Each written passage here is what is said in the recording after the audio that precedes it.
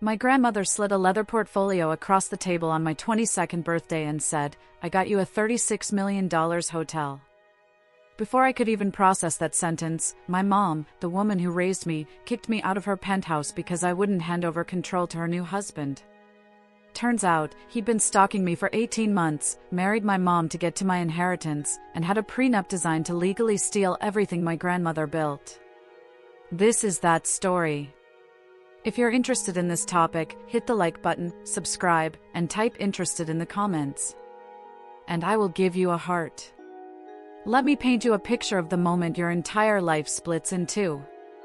You're sitting at a restaurant, white tablecloth, candles flickering, thinking you're about to get a nice watch or maybe some jewelry. Standard 22nd birthday stuff. And then your grandmother, this woman who built an empire from nothing, looks you dead in the eye and says, "I got you a $36 million hotel." I laughed. Like, actually laughed out loud. Because who says that? Who delivers life-altering news like they're handing you a Starbucks gift card? But Margaret Reed doesn't joke about real estate. She slid this leather portfolio toward me, and inside was the deed to the Emerald, one of Brooklyn Heights' most iconic boutique hotels. My name. My signature line. All $36 million of it. And then she added the line that should have been my first red flag: "Your mother doesn't know yet."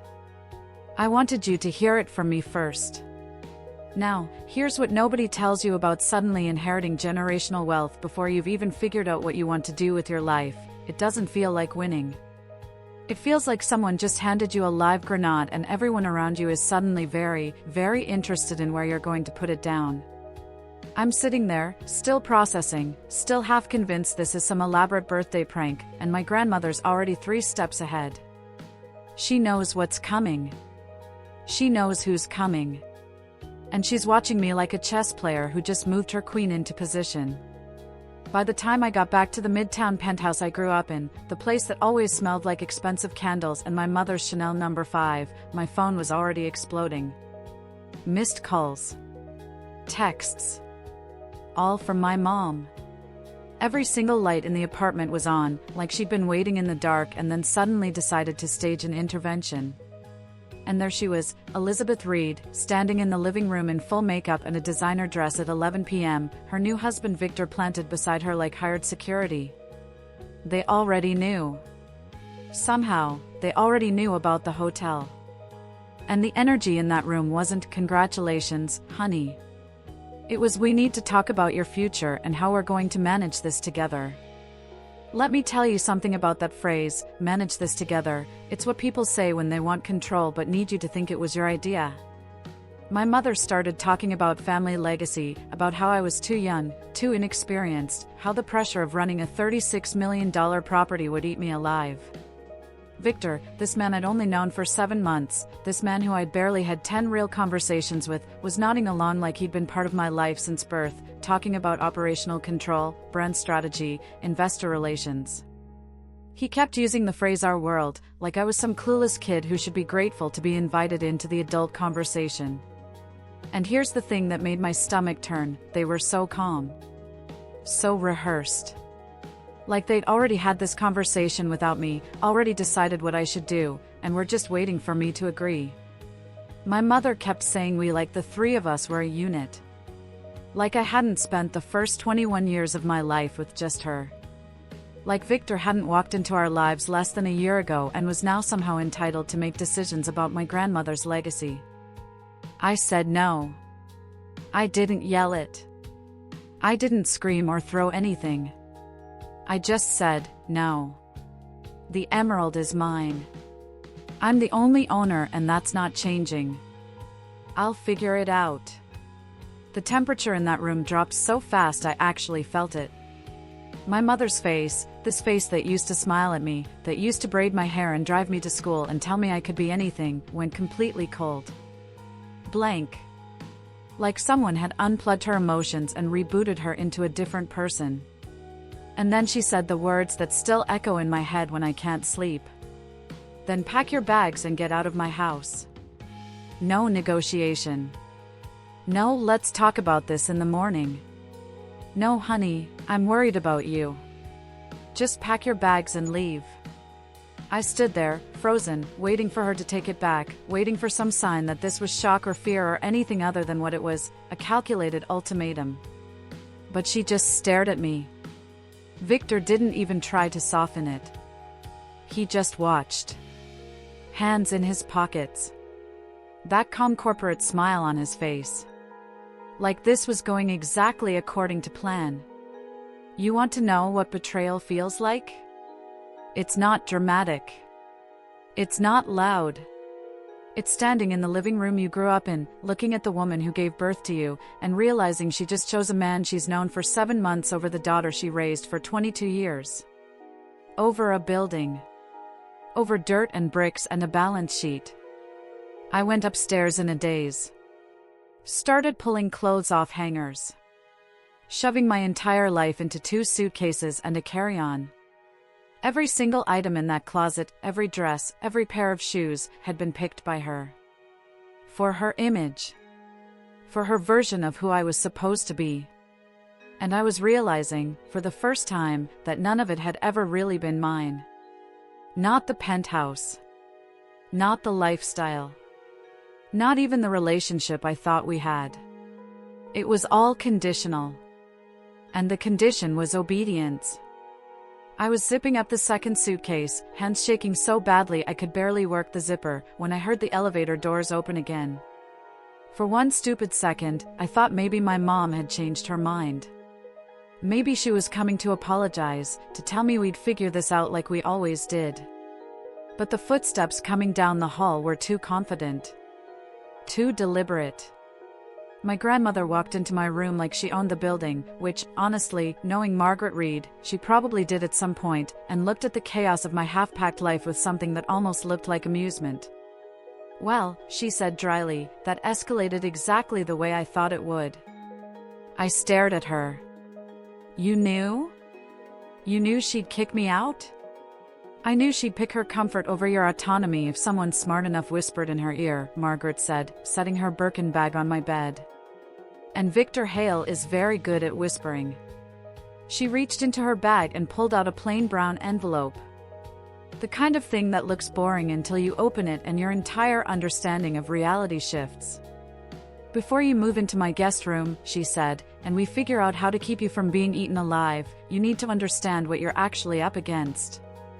Inside that envelope was evidence of something I couldn't have imagined in my worst nightmares. Bank statements from a shell corporation in the Bahamas. Wire transfers in the hundreds of thousands. Email printouts with subject lines like Emerald Acquisition Strategy Timeline. I'm standing there, reading Victor's casual breakdown of how, once I inherited the hotel, the plan was to pressure me into signing over management, restructure, sell off assets, and eventually unlock what he called the full redevelopment potential of the site. He'd written it all out like a business proposal. Like my life was a pitch deck. The dates on these emails went back 18 months. Before he'd even met my mother. Before the engagement. Before the wedding. Before any of us knew who he was. He married Elizabeth because of this, my grandmother said quietly, watching my face as I processed it. Not for her. For the hotel. For you. My hands were shaking so badly the papers rattled. Does Mom know? Margaret's face hardened. That is what I've been trying to figure out. Which is why you are not going to confront either of them yet. Let them think they scared you into running. Let them underestimate you. Predators always make mistakes when they're confident their prey is helpless. My phone was buzzing on the nightstand. My mother's name flashing again and again. Calls stacking up. Texts coming in rapid fire. For the first time in my entire life, I let them all go unanswered. Because for the first time in my entire life, I understood something fundamental about the people who are supposed to protect you. Sometimes they're the ones you need protection from. I need you to sit with that for a second. Really sit with it. the woman who taught me to tie my shoes, who held me when I cried, who I called when I got my first apartment and didn't know how to work the thermostat. That woman had just thrown me out of her home to protect a man she barely knew. A man who had targeted me like a business opportunity. Who had studied me, planned around me, married into my family as a strategic move. And somewhere in that moment, between reading those emails and hearing my phone buzz with my mother's increasingly frantic messages, I stopped being the girl who inherited a hotel she didn't ask for. I became the girl who understood that inheritance isn't just about what you're given, it's about what people think they can take from you when you're not looking. The Emerald wasn't just a building anymore. It was a target. And I was standing right in the center of the bullseye, holding a deed I barely understood, facing a man who'd spent over a year planning how to legally strip it away from me. While I was taking art history exams and figuring out my major, he was building a trap. While I was living my normal 20-something life, he was creating a prenup with clauses designed to weaponize a divorce I didn't even know was coming. Margaret saw it all on my face, the betrayal, the rage, the absolute disbelief that someone could be this calculated. She put her hand on my shoulder, and for the first time since this nightmare started, I felt like someone was actually on my side. Not because they wanted something from me. Not because they needed me to be a certain way. But because they believed I could handle the truth. "Pack the rest of your things," she said. "You're coming home with me. And tomorrow, we're going to start figuring out how to turn every single one of Victor's plans into his worst mistake." I looked at the brown envelope in my hands. At the evidence of a conspiracy that had been running in the background of my life like malware I never knew was installed. At proof that my own mother's marriage was a transaction and I was the commodity being traded. And I made a decision right there, standing in that bedroom that suddenly didn't feel like mine anymore. I wasn't going to be anyone's easy target. Not Victor's. Not my mother's. Not the legal system's. If they wanted my grandmother's legacy, they were going to have to go through me to get it. But here's what I didn't know yet. What I couldn't have known. What was waiting for me like a loaded gun in a locked safe I hadn't even discovered yet. What my mother would show me the very next morning would prove that Victor's plan wasn't just about money, it was about something so much darker, so much more invasive, that even my grandmother hadn't seen the full picture. And it started 18 months ago, long before any of us knew his name. My mother called the next morning at 7:30 a.m., and I almost let it go to voicemail like I'd been doing with every other call since she kicked me out. I was in my grandmother's guest room, barely awake, that brown envelope still sitting on the nightstand like a bomb that hadn't finished exploding. The screen lit up, "Mom," flashing over and over until finally, out of some twisted combination of curiosity and residual daughterly obligation, I answered. Her voice came through thin and shaky, completely stripped of that polished corporate tone she'd used the night before. "Sophia," she said, and I could hear something in her voice I hadn't heard in years, actual fear. "We need to talk. Now. Without Victor." I sat up straighter. My mother never admitted vulnerability. Never showed cracks. The fact that she was calling me at dawn, voice trembling, saying we need to talk without her husband, meant something had shifted overnight. Something big. About what? I asked, keeping my voice flat, refusing to give her the satisfaction of knowing she'd rattled me. "About your grandmother. About Victor. About that hotel. I can't explain on the phone. Meet me at the cafe by the south entrance of Central Park in an hour. Come alone." She hung up before I could say yes or no, which was very on-brand for Elizabeth Reed. Issue commands, expect compliance, hang up before anyone can argue. An hour later, I'm sitting across from my mother at this tiny metal table outside a cafe, and I barely recognize her. No makeup. Oversized sunglasses even though it's barely light out. Hair scraped back in a messy bun like she'd just rolled out of bed and run. Her hands were shaking when she lifted her coffee cup, and for the first time since this nightmare started, I saw her as something other than the villain in my story. She looked terrified. "He's not who I thought he was," she said without any preamble, no small talk, no apologies for throwing me out 12 hours earlier. "I know you don't have any reason to believe me right now, but you need to see this." She slid an iPad across the table, already open to a folder labeled with one word, insurance. I tapped it, and my entire body went cold. Page after page of surveillance reports appeared on the screen. Not about Victor. Not about business deals or hotel acquisitions. About me. My daily schedule broken down by location and timestamp. Screenshots of my bank accounts showing every transaction I'd made for the past year and a half. Photos taken from across streets, through cafe windows, outside my NYU dorm. Notes about who I met with, how long I stayed places, what time I usually left campus on Fridays. There were images of me that I didn't even remember being taken, walking to class, getting coffee, sitting in Washington Square Park with textbooks spread around me. "He's been watching you for 18 months, my mother whispered, and I could see tears starting to slide down her face behind those sunglasses. Before we met at that charity gala. Before the engagement. Before the wedding. He targeted me because of you. Because of Margaret. Because of the emerald." I couldn't speak. Couldn't process. I'm scrolling through photo after photo of myself living my normal college life, completely unaware that some man I'd never met was documenting my existence like I was a research subject.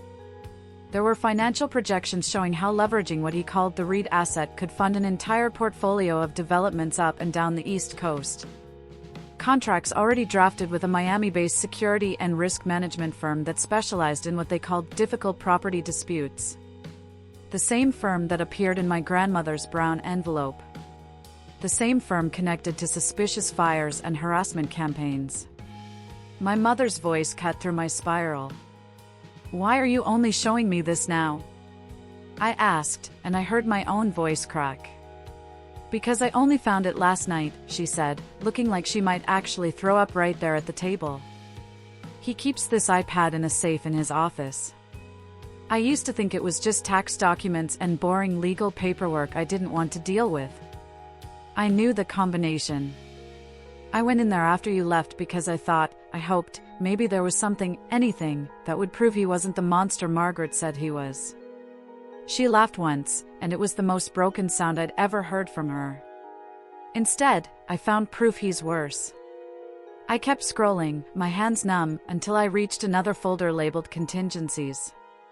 Inside was a scanned copy of my mother's prenuptial agreement with Victor, certain sections highlighted in aggressive yellow marker. "He insisted on it," my mother said quietly, staring at her untouched coffee. "Said it was to protect his investors. That his lawyer and mine had both reviewed it and agreed it was standard. I skimmed it, Sophia. I signed it. I believed him." There was one paragraph highlighted 3 times, written in that dense legal language designed to make your eyes glaze over so you miss the trap hidden inside.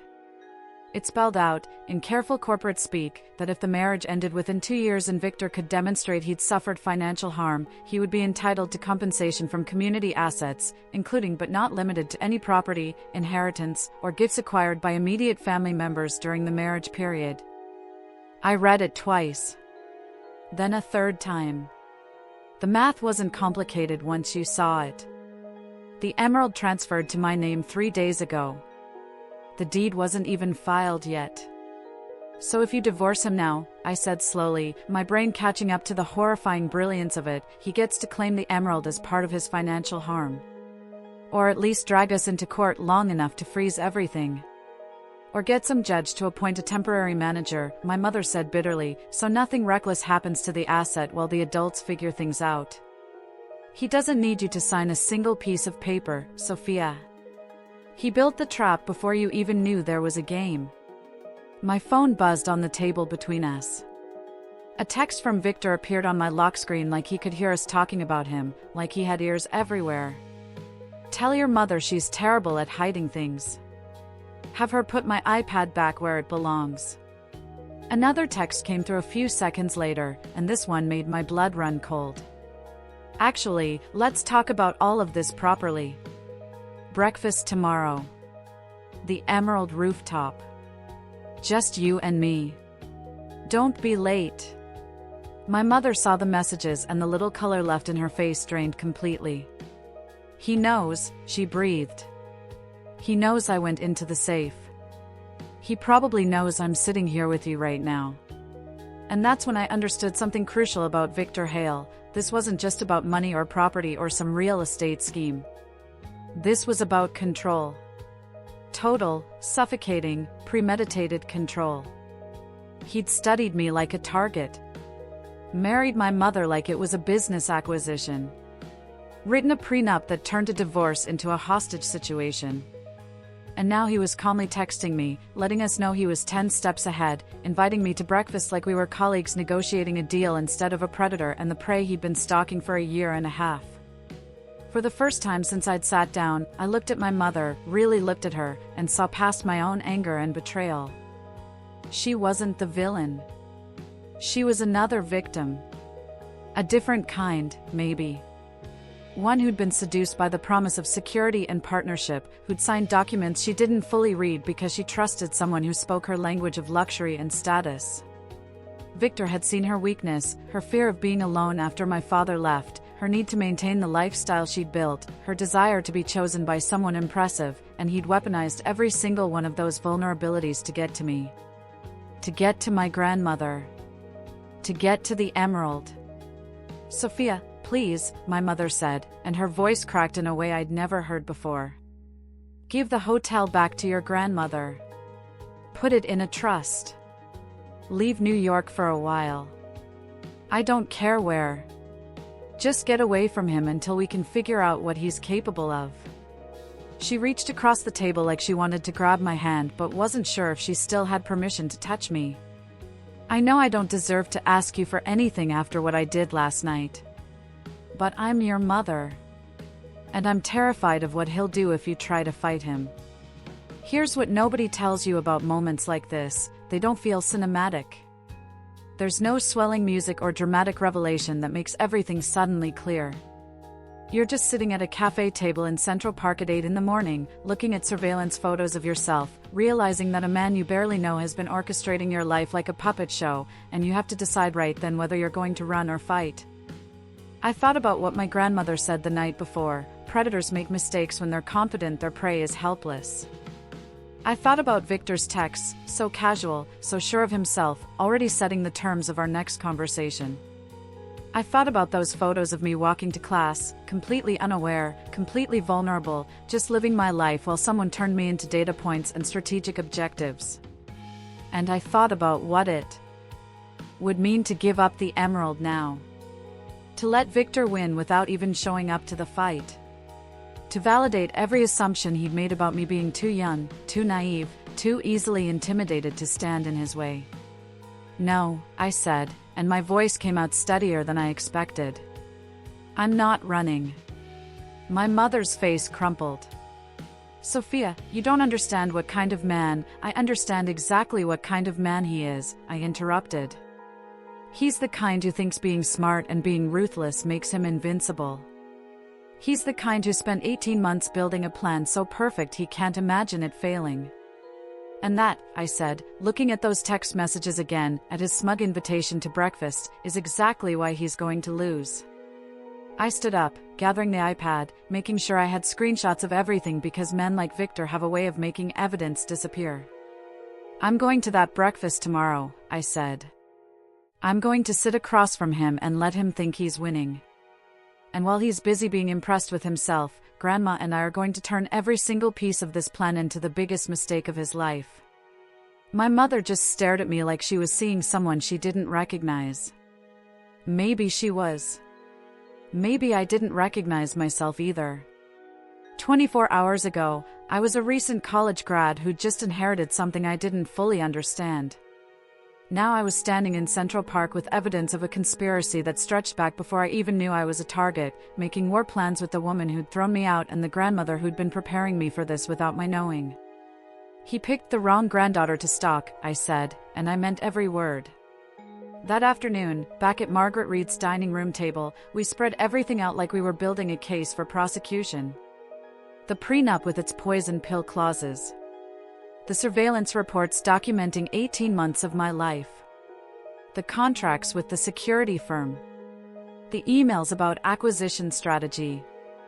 My grandmother read through the prenup once, then again, her lips tightening into that expression she got when someone tried to play her and thought she wouldn't notice. He set himself up to take control even if you refused to sign anything, she said, tapping the highlighted sections. One filing with family court, one sympathetic judge worried about a young heiress making emotional decisions, and suddenly he's got legal access to manage the emerald while the divorce plays out. He could drag that process for months. Maybe years. She looked up at me, and something sharp and calculating glinted in her eyes. So tomorrow morning, you're going to go to that rooftop breakfast. You're going to smile. You're going to listen. You're going to let him explain his entire plan like the genius he thinks he is. And while he does, we're going to quietly turn this prenup trick of his into the biggest mistake of his career. She reached into her own bag and pulled out a slim silver pen, the expensive kind that looks like a normal pen but definitely isn't. Recording device, she said, pressing it into my palm. Turn the clip at the top until you hear a faint click. Put it in your pocket. Let him talk. Men like Victor can never resist explaining how smart they are. That arrogance? She smiled, and it wasn't a nice smile. That's what's going to bury him. I held that pen in my hand, feeling the weight of it, understanding what my grandmother was really saying. Tomorrow morning, I wasn't going to breakfast. I was going to war. And the weapon wasn't a lawyer or a lawsuit or even my grandmother's decades of real estate experience. The weapon was Victor's own ego, his absolute confidence that he'd planned for everything, his inability to imagine that the 22-year-old girl he'd been tracking like a science experiment might actually be smart enough to trap him with his own words. Because here's what Victor didn't know yet, what he couldn't possibly see coming. While he was busy congratulating himself on his brilliant scheme, he was about to walk into a recording that would destroy him. But even that wasn't the most dangerous thing heading his way. The most dangerous thing was what my grandmother had already set in motion, a connection to the FBI, a trail of destroyed businesses from Florida to Jersey, and a pattern that was about to put Victor and his whole operation under a microscope he never saw coming. And it all started with one breakfast conversation where he would tell me everything. I wore jeans, a silk blouse, and the watch my grandmother gave me for my 18th birthday. Not because I was trying to look professional or intimidating, but because if I was going to sit across from the man who'd been stalking me for 18 months, I wanted at least one thing on my body that felt like armor. Something that reminded me who I was before Victor Hale decided to turn me into a strategic acquisition. Before I left Margaret's house, she stopped me at the door, both hands on my shoulders, looking at me with an intensity that made my chest tight. "Remember," she said, "he thinks he's already won. That makes him sloppy. Let him be sloppy." She pressed that silver recording pen into my hand one more time, making sure I felt the weight of it. Turn the clip. Hear the click. Put it in your pocket. And let that arrogant bastard hang himself with his own words. The elevator ride up to the Emerald's rooftop felt longer than every year of my life combined. Every floor that passed was another second to overthink, to panic, to imagine all the ways this could go wrong. But then the doors opened and the staff greeted me with warm smiles. "Good morning, Miss Reed," like nothing in the world was wrong, like my entire existence hadn't been reduced to a prenup clause and a surveillance folder. And something about that normalcy, that reminder that this building was still mine, steadied me. Victor was already at the best table, naturally. Back to the skyline, facing the elevator so he could watch me arrive, so he could see the exact moment I stepped into his territory. He stood up with that same easy charm he'd used at charity galas and society events, arms opening slightly like he actually expected me to hug him. "Sophia," he said, smiling like we were old friends. "Happy belated birthday." I stopped just out of reach, slipped the recording pen into my blouse pocket, turned the clip, hear the click, and said, "Let's not pretend we're family right now, Victor." His smile didn't even flicker. Didn't crack. If anything, it got wider, more genuine, like my hostility was exactly what he'd expected and he found it charming. Direct. I respect that. Sit. We have a lot to cover and not much time before the lawyers start waking up. I sat. A server appeared and poured coffee I didn't ask for into a cup I didn't want. Victor folded his hands on the table between us like this was a performance review, like he was my manager about to explain why I hadn't made quota. I assume your mother showed you the prenup, he said, no preamble, no dancing around it. And the, let's call it due diligence, I did on you and your grandmother. My heart was hammering, but I kept my voice level. We saw everything. The surveillance. The shell companies. The security firm. The part where you literally labeled a folder Emerald Acquisition Strategy. Subtle, Victor. Really subtle. He actually chuckled, completely unbothered, like I'd just complimented his tie. I'll admit naming conventions aren't my strong suit. But planning? Planning I'm very good at. Which is why we're here. He leaned forward slightly, lowering his voice into that tone people use when they're about to offer you something they think you can't refuse. I'm going to make you a very reasonable offer, Sophia. Something that lets everyone walk away with their dignity and their bank accounts intact. I didn't respond. Just let the silence stretch between us until he filled it, which he did, because men like Victor can never handle silence. They need to be the ones talking, explaining, demonstrating their intelligence. The emerald stays in your name, he said, like he was doing me a favor.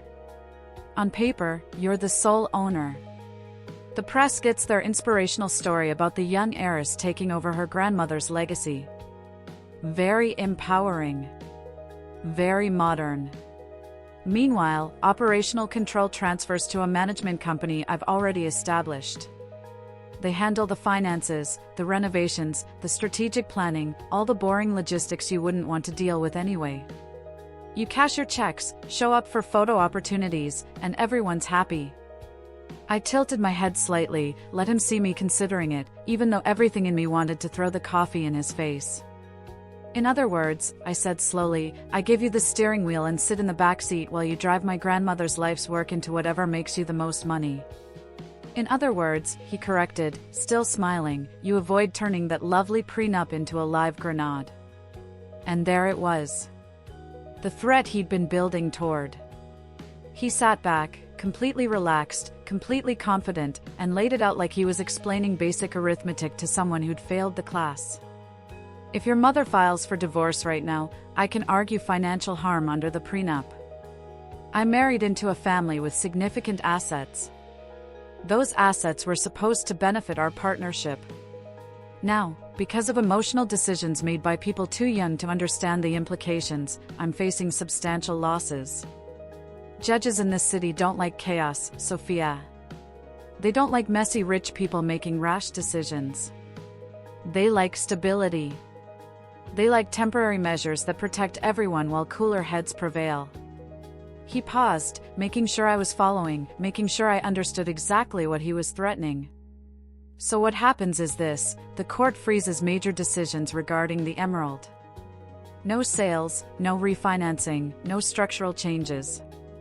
And they appoint a temporary independent manager to oversee operations until the divorce is finalized. Someone with experience. Someone with a track record. Someone who isn't a 22-year-old art history graduate who's never run anything more complicated than a student organization. The way he said it, so casual, so matter-of-fact, made my blood go cold and hot at the same time. And let me guess, I said, fighting to keep my voice from shaking. The only person in this equation with a proven track record in real estate operations just happens to be you. I mean, I wouldn't be my first choice, Victor said with fake modesty. But yes, my company would likely be considered. We already have the infrastructure, the relationships, the expertise. It's just practical. For a moment, I forgot how to breathe. It was exactly what my grandmother had predicted, the trap within the trap, the backup plan for the backup plan. He'd built a system where even if I refused to cooperate, even if my mother found her spine and filed for divorce, he still won. He still got his hands on the emerald. He still got to dismantle everything my grandmother had built and turn it into whatever development deal would make him the most money. Why? I asked, and I hated how small my voice sounded. Why go through all this trouble for one hotel? It's worth a lot, Victor, but it's not worth this level of scheming. This level of planning. His eyes lit up then, actually lit up with genuine enthusiasm, because I'd asked him to explain the clever part. I'd given him permission to show me how smart he was. And men like Victor cannot resist that invitation. You're absolutely right, he said, leaning forward again like we were co-conspirators now. The hotel isn't the play. The hotel is just the anchor. The real value is the dirt underneath it. He gestured loosely toward the edge of the rooftop, toward the Brooklyn Heights neighborhood spreading out below us. I already have soft agreements with 4 other property owners on this block. The bookstore whose owner is in her 80s and exhausted. The fitness studio that's behind on rent and barely surviving. 2 brownstones that need more work than they're worth to the families living in them. Put all of those together with your parcel and suddenly we're not talking about a cute boutique hotel anymore. He was getting animated now, hands moving, painting a picture of his vision. We're talking about a world-class mixed-use development. High-end residences. Curated retail.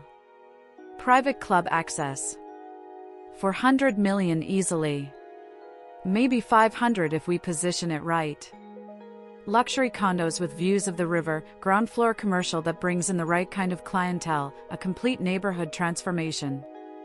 And the people who already live and work here?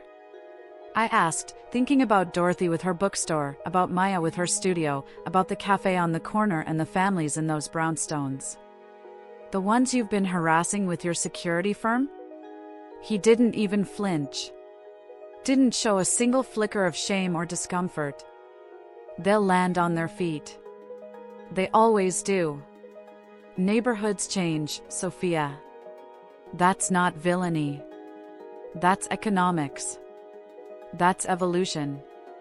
You can either be part of the change or get swept away by it, but you can't stop it. He took a sip of his coffee, then finally let the smile drop completely. Let me see the calculation underneath. Here's the part where you stop pretending this is a debate. You have 72 hours. You sign over operational control to my company, and I make sure your mother's divorce is clean. I waive any claims under the prenup. No frozen accounts. No public spectacle. No temporary managers. You get to be the gracious granddaughter preserving the emerald soul while professionals handle the boring parts. The silence stretched between us, heavy and suffocating. Then he delivered the kill shot. Or you refuse. And I do exactly what I just explained. I drag this into family court. I use every clause, every connection, every building inspector and permit office contact I have to make your life with that hotel a slow, expensive nightmare. You'll watch occupancy drop. Watch bills pile up. Watch public perception turn. Watch your grandmother's legacy crumble in real time. And eventually, maybe in 6 months, maybe in a year, you'll come back to me and you'll beg me to take it off your hands for a fraction of what it's worth today. Not because I'm cruel, Sophia. But because that's how this works. That's how business works. Every word was landing exactly the way he wanted it to. I could feel the trap closing, feel the walls of his strategy pressing in from every side. But I thought about that recording pen in my pocket, about my grandmother waiting back at her house with her own plans, about the fact that while Victor was explaining how smart he was also confessing to conspiracy, to harassment, to a premeditated scheme that started 18 months before I even knew his name. Or, I said quietly, keeping my voice steady even though my hands were shaking under the table, I go public with all of this. The stalking. The prenup trap. The intimidation campaign against small business owners. Maybe none of it is technically illegal yet, but I'm pretty sure a $400 million development can't survive being branded as one long con pulled on a college student and her grandmother. For the first time since I sat down, something flickered across his face. Not fear exactly, but something close to it. A tightness around his eyes, a slight stiffening of his jaw. You'd burn your own mother's reputation to get to me? He asked, and I could hear the edge creeping into his voice now. You'd turn her into a punchline on every gossip site and society page in the city? The woman who got played by a con artist? That's the legacy you want to leave her with? You did that, I said, and I felt something hard and cold settle into my chest. You did that the second you married her as part of a real estate scheme. I'm just deciding whether I let you walk away from it. He stood up then, smoothing down his jacket, adjusting his cufflinks like this was just another meeting that hadn't gone quite the way he wanted but wasn't anything he couldn't recover from. 72 hours, Sophia, he said, looking down at me with something that might have been disappointment or might have been disgust. After that, this stops being a conversation and becomes a process. And I promise you, I am very, very good at processes. He walked away, leaving his untouched breakfast on the table between us, leaving me sitting there with a recording device in my pocket that had captured every single word of his confession.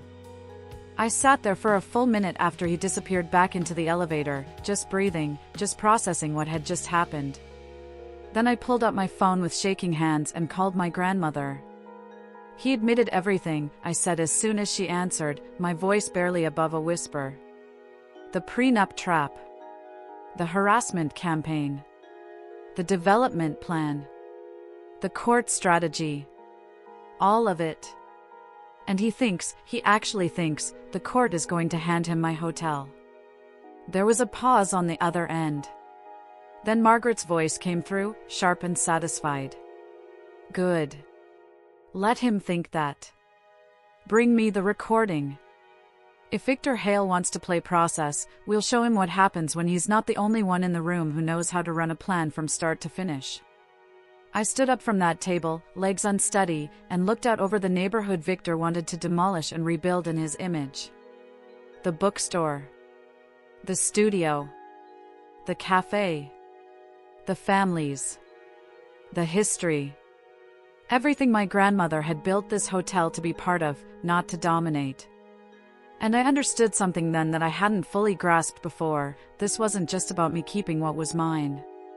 This was about stopping a man who saw entire communities as obstacles to his profit margin.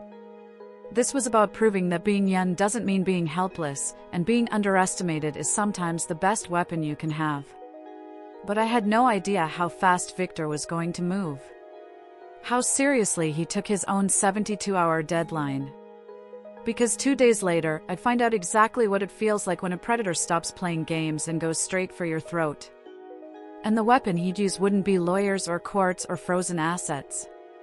It would be something so much worse, the one person I thought was finally on my side, the one person I thought had finally seen him for what he really was. My mother was about to make a choice that would either save us all or destroy everything my grandmother and I had been building. And I wouldn't know which until it was too late to stop it. 2 days after that rooftop breakfast, I learned exactly how serious Victor was about his 72-hour ultimatum. It started with a phone call from my mother's lawyer to Margaret's house, the kind of call that makes everyone in the room go silent before anyone even answers. I watched my grandmother put the phone on speaker with that expression she gets when she already knows the news is going to be bad but needs to hear exactly how bad. "This is Margaret Reed," she said in that tone that usually makes lawyers on the other end start their sentences with apologies. "We have a problem," the attorney said, and I could hear papers rustling in the background like he was looking at documents he didn't want to be looking at. Victor filed for legal separation yesterday afternoon and simultaneously moved for emergency relief. He's claiming financial exposure tied to your recent transfer of the emerald to Sophia. He's asking the court to freeze any major transactions related to the property and to appoint a temporary independent manager. My stomach dropped so fast I actually felt dizzy. "He really moved that fast?" I asked, gripping the edge of the dining table. "The man doesn't let ink dry," the lawyer said grimly. "He's arguing that an inexperienced young heir might inadvertently destroy the value of a key marital asset while emotions are running high." Those are his words, by the way. Key marital asset. He's trying to make it sound like the emerald is community property. "The hotel isn't a marital asset," I snapped, feeling rage replacing the shock. "It was never his. It was never my mother's. It's mine." It was gifted directly to me. I completely agree with you, the lawyer said, and I could hear the exhaustion in his voice. But until we get in front of a judge and argue that point, what matters right now is the narrative he's selling this morning. He filed first. That gives him momentum. That gives him the story. And judges, especially in emergency hearings, tend to err on the side of caution. By late afternoon, we had our answer, and it was exactly the nightmare Victor had promised me on that rooftop. The judge, probably thinking she was being reasonable, probably thinking she was protecting everyone involved, granted a temporary order. No sales, no refinancing, no major renovations, no changes to ownership structure without court approval. And most devastating of all, the emerald would be temporarily managed by an outside company to ensure no one in the family could act rashly while emotions were high and legal proceedings were ongoing. Margaret stared at the scanned order on her laptop screen, and I watched her jaw tighten in that way that meant she was angrier than I'd ever seen her but too disciplined to show it. "Let me guess," she said quietly, dangerously.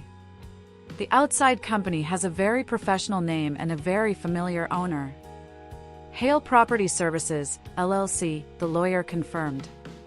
"On paper, it meets all the court's requirements.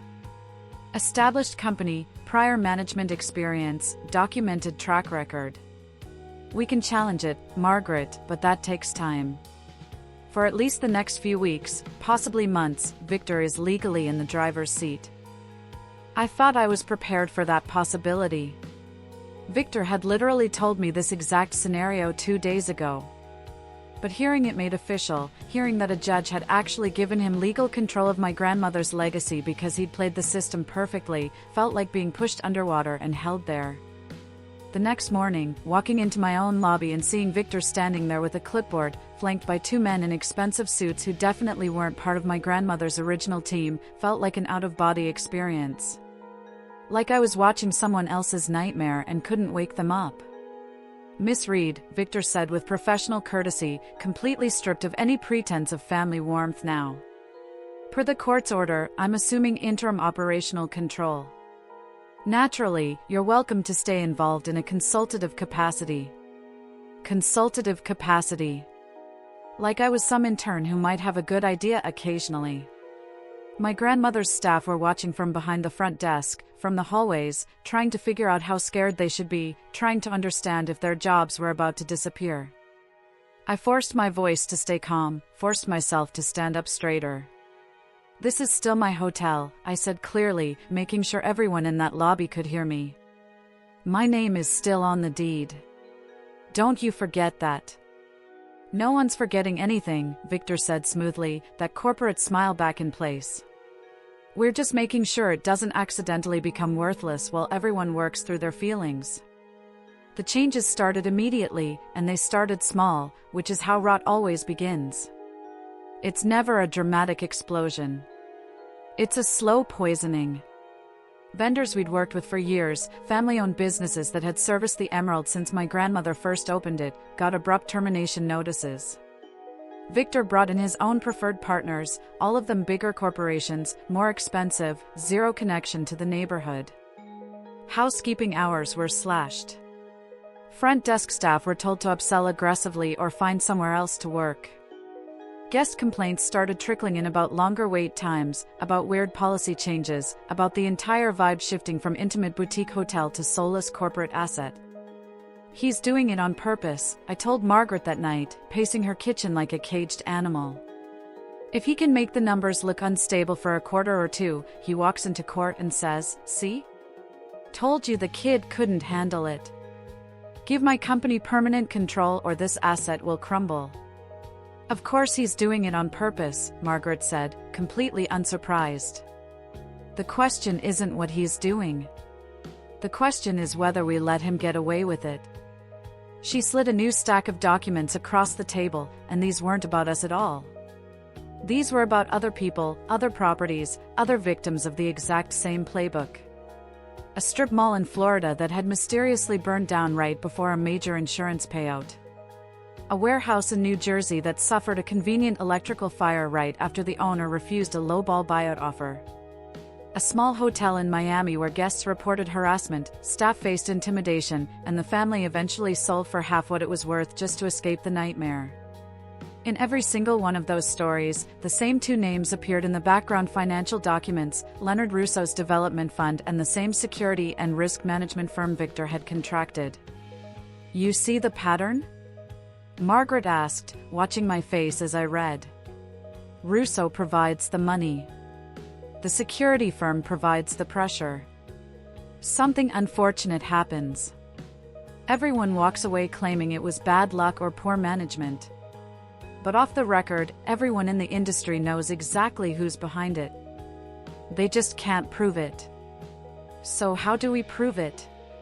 I asked, looking up at her. "By giving the people who care about proving things more than we do a clean trail to follow," she said, and something sharp glinted in her eyes. I called an old contact at the FBI. Someone who's had Russo on their radar for years but could never tie him directly to the intimidation campaigns. "Then your friend Victor started wiring money from his Bahamas shell company straight into that security firm's accounts, labeled as consulting fees." She smiled, and it wasn't a nice smile. The agent I spoke to almost sent me flowers. She let that information settle over me like armor.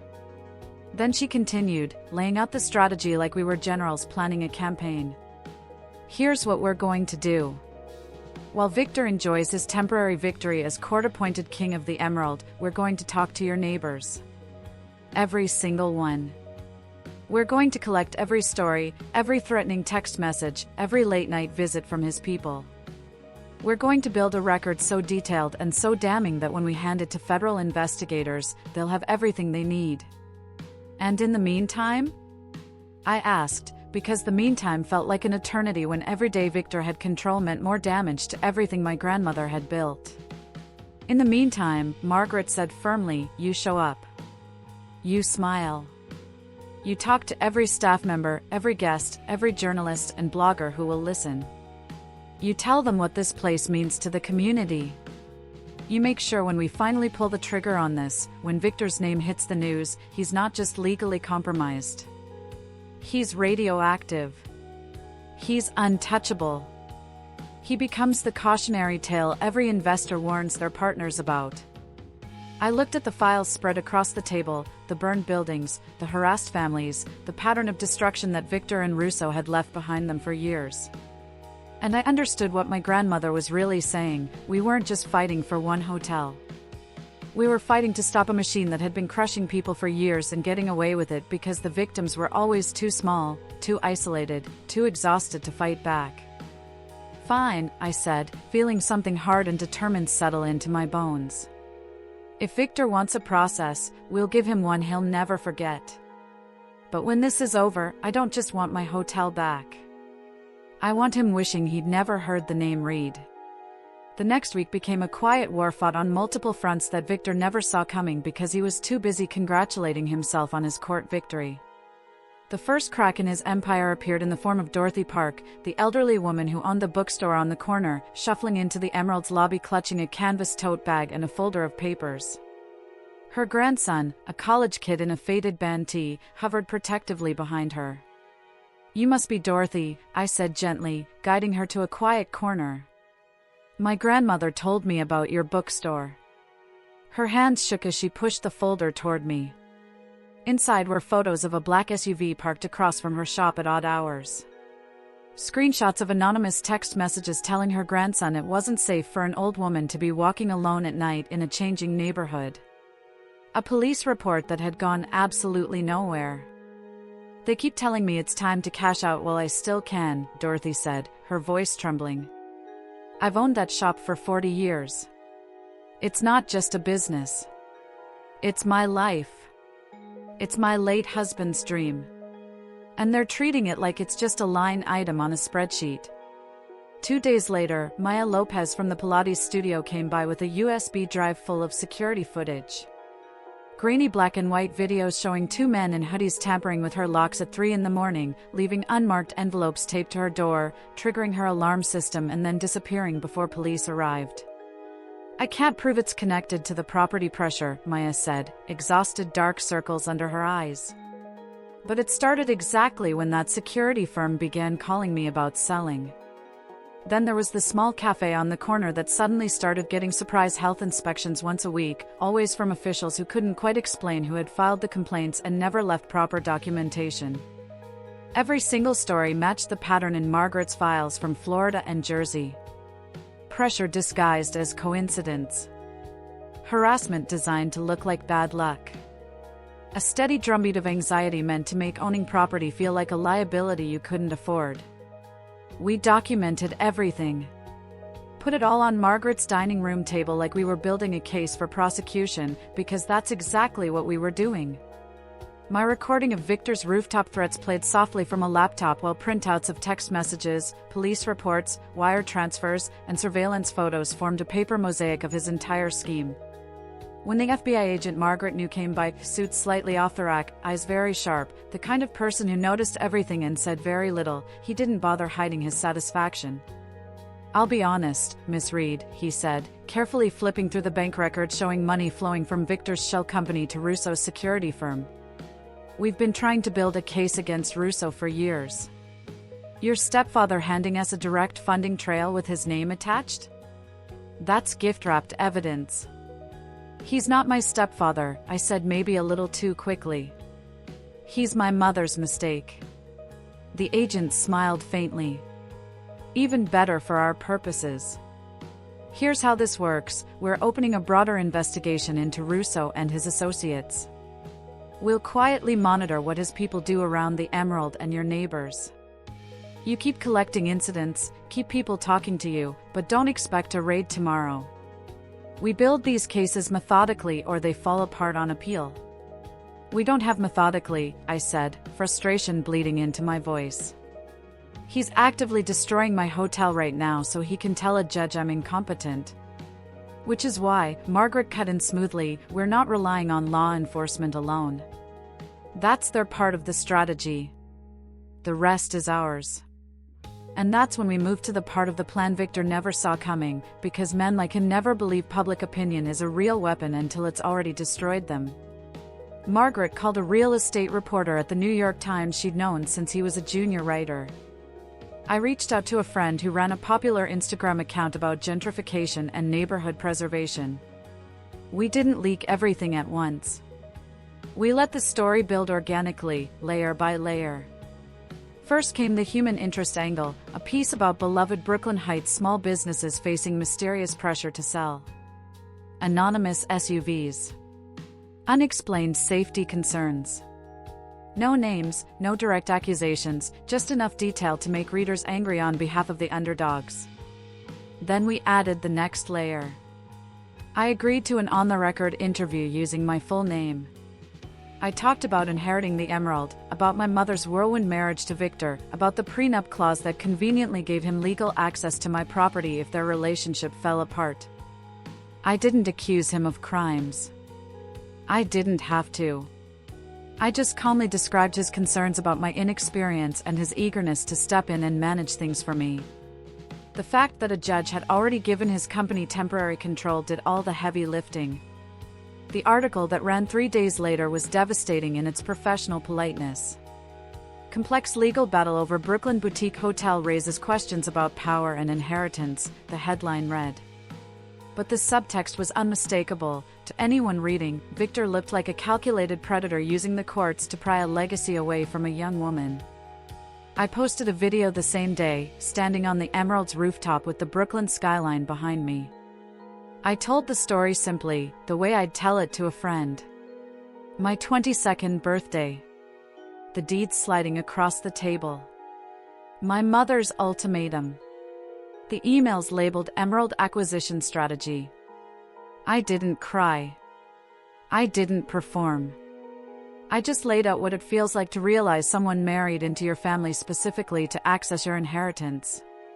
Within 24 hours, the video crossed 1 million views. Within 48, people were duetting it, stitching it, arguing about predatory development and real estate ethics in the comments. Someone found old photos of Victor at charity galas standing next to Leonard Russo. Someone else dug up news articles about that suspicious strip mall fire in Florida. The narrative Victor thought he controlled in family court spun completely out of his hands on the internet, and that's when the real damage started. Investors notice viral controversies. So do city council members. So do banks that don't want their names attached to projects that smell like fraud. A source forwarded us an email chain from one of Victor's major financial backers politely pausing their involvement in the Brooklyn Heights development pending review of recent allegations. Then my mother's lawyer called with news that made Margaret actually laugh out loud. Victor's legal team just reached out, he said. They want to discuss revisiting the temporary management arrangement. Apparently, he's feeling some heat. But before any revisiting could happen, before Victor could try to negotiate his way out of the hole he'd dug, the FBI made their move. It wasn't a dramatic dawn raid with cameras. It was 2 federal agents waiting at JFK near a private terminal with a warrant and a very specific flight manifest. When Victor tried to board a plane to the Bahamas, probably to move money, probably to destroy evidence, probably to set up his next escape route, they were there. The charges weren't just about me or the emerald. They were about those Florida fires, that Jersey warehouse, a pattern of intimidation and fraud stretching back years across multiple states. My recording of his rooftop confession, his wire transfers to the security firm, the neighbors' documented harassment, they were all threads woven into a much bigger federal case. When the news broke, when Victor's mugshot appeared on my phone under headlines about real estate fraud and racketeering conspiracies, it felt surreal. One minute he was sending smug emails through his attorney. The next, he was in federal custody and Leonard Russo was being arrested alongside him, their entire empire suddenly exposed and crumbling. The judge who'd signed that temporary management order moved with remarkable speed once the indictments became public. The prenup was frozen pending a fraud investigation. Hale Property Services was immediately removed as interim manager. And the court did something Victor had never believed possible. It returned operational control to me, noting in the official order that recent developments have called the respondents' good faith into serious question. I stood in the Emerald's lobby the morning that order came through, watching my staff exhale collectively like they'd been holding their breath for weeks. Margaret came to stand beside me, her hand resting lightly on my shoulder. "You got your hotel back," she said quietly. "No," I corrected, looking past the marble floors and polished brass toward the bookstore on the corner, the studio down the street, the cafe with perpetually fogged windows. "We got our neighborhood back." And for the first time since my birthday dinner, since that deed slid across the table and changed everything, it didn't feel like I was just holding on to something my grandmother had built.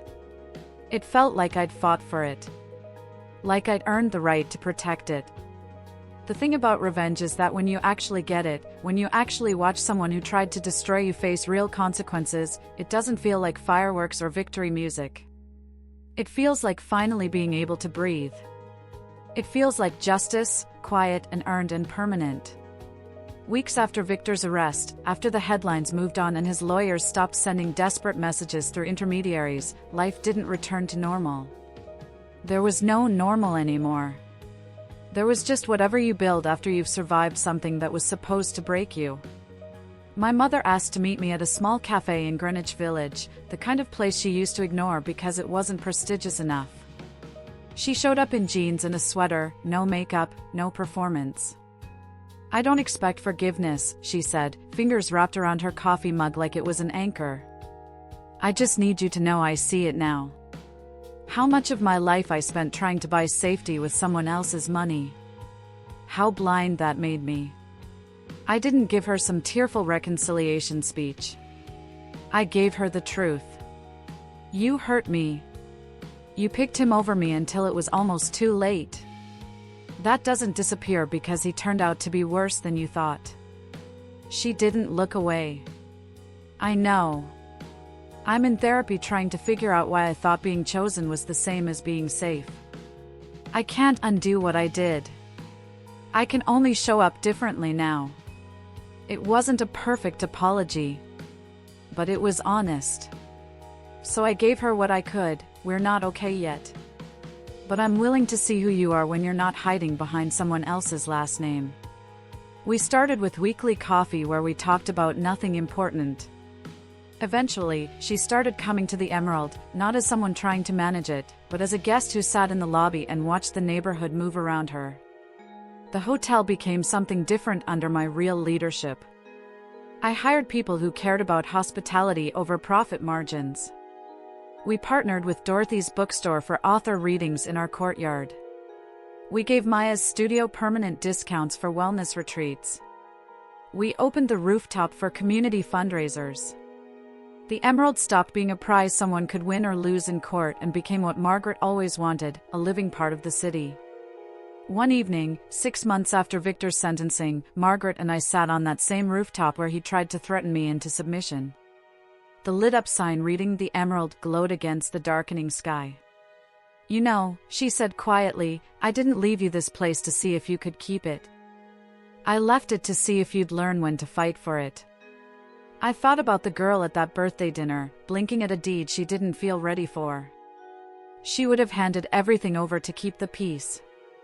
She would have believed that older meant wiser, that family meant safe. I wasn't her anymore. If there's a lesson in any of this, it's not that money corrupts or that you can't trust anyone. It's that love without boundaries is just an invitation for people to rearrange your life. That saying no to a parent, to a predator, to a system designed to make you sit down and be grateful, is sometimes the most loving thing you can do for yourself and everyone connected to you. My grandmother gave me a $36 million hotel. My mother's husband tried to steal it using the legal system, a fake marriage, and 18 months of surveillance. In the end, what I kept wasn't just the building or the land. It was something more valuable, the knowledge that I could be outnumbered, underestimated, and temporarily defeated, and still find a way to fight back without becoming like the people I was fighting. That, more than any deed or balance sheet, is the legacy I'm protecting. And if you're sitting there right now, watching this, living through your own version of family betrayal, of being underestimated, of people trying to take what's yours because they think you're too young or too naive or too weak to stop them, I need you to hear this: being young doesn't mean being helpless. Being kind doesn't mean being stupid. And being underestimated is sometimes the most dangerous weapon you'll ever have. Use it. Fight back. Protect what's yours. Because the people who bet against you? They're counting on you to stay quiet. Prove them wrong. Claude is AI and can make mistakes. Please double-check responses.